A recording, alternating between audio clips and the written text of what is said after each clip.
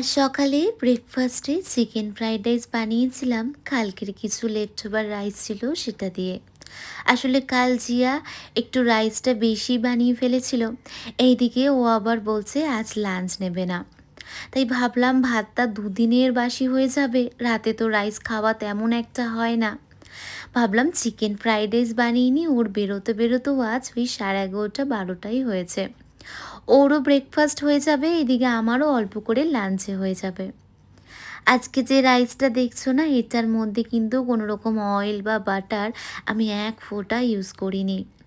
Boneless চিকেনগুলোকে টক দই, লেবুর রস, সমস্ত রকম মশলা আর তোমার নুন দিয়ে আমি ম্যারিনেট করে রেখে দিয়েছিলাম বেশ খানিকক্ষণ।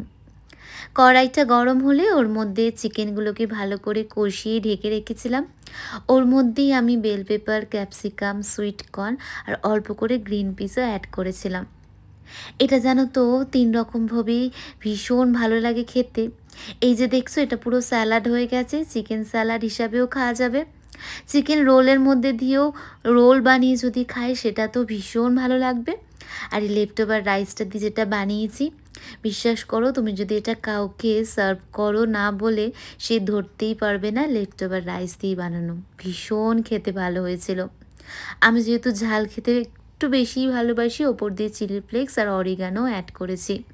আর আমি যখন খেয়েছিলাম লাঞ্চে, ওপর দিয়ে একটু পাতিলেবুর রস টিপে নিয়েছিলাম। তোমরা যারা এইভাবে ট্রাই করোনি অবশ্যই একবার ট্রাই করো, ভীষণ ভালো লাগে খেতে।